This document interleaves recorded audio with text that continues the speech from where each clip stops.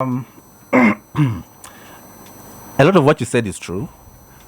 When people hear of AI, they automatically go to ChatGPT because it's really what blew. Yeah, what? Yeah, it's the one that it's the guy who came out. Yeah, but you'd actually be surprised that AI takes you back to World War II. Yeah.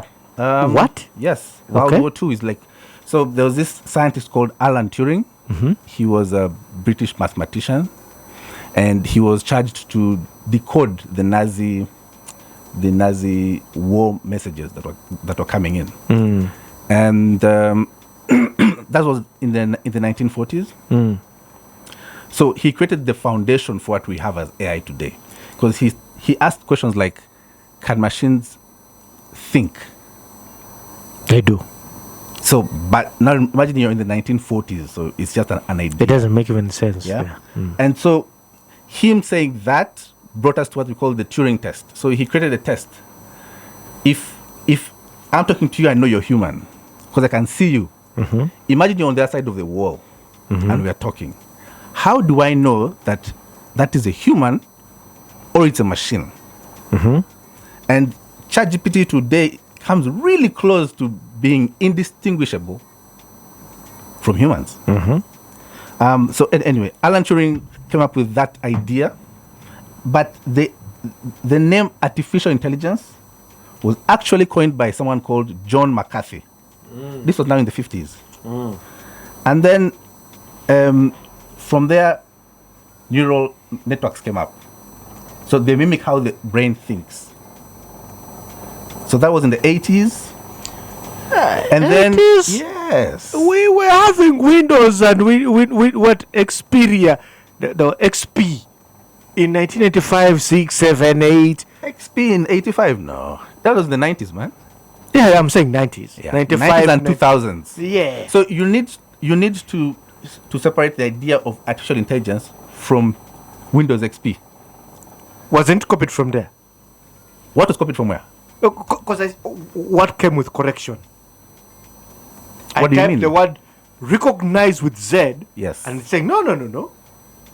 It's actually this. That's just pattern recognition. It's like, Oh, okay. it's like So that's not AI. neural networks. That's what it means. Like they try and predict. So when I'm talking to you, you're trying to predict what's coming out of my mouth, if that's the word you're thinking. Okay. So that's how these neural networks work. Okay. And then we came up to deep learning breakthroughs in the 2010s. So deep learning, the art of the machine thinking past the data to create its own data.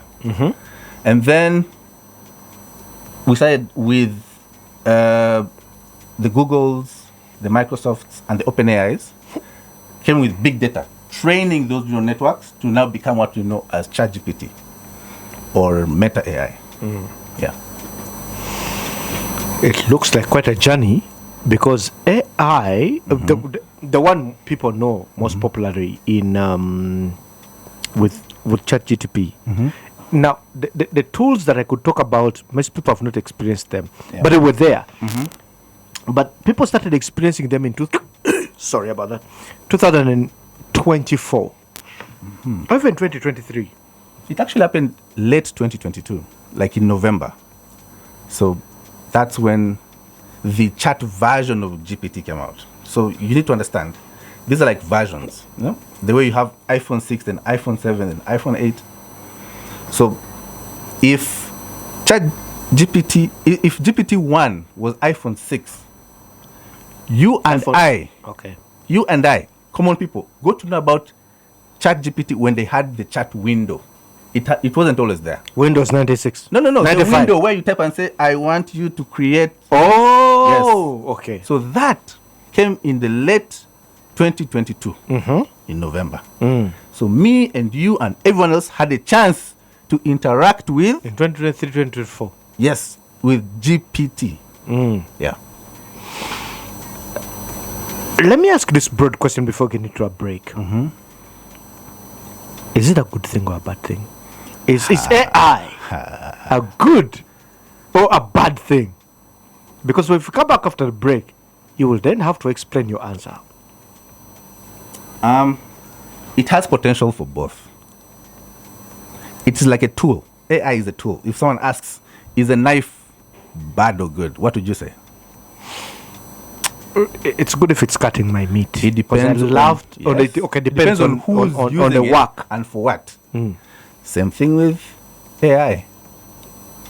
It comes with a lot of power, but also a lot of responsibility. You know what? Let's come back after this break, and then we talk about the things he's talking about and say the good and the bad.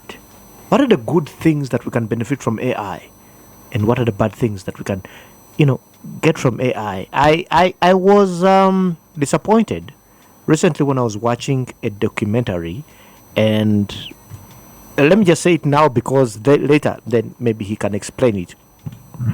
Elon Musk has what we call Ami in Grok, and Ami is a cartoon that speaks to anybody. Unfortunately, it doesn't discriminate age, and the voice had changed to a sexual romantic lady speaking to a guy. I will play that voice when I come back here from that break on 94.8 XFM.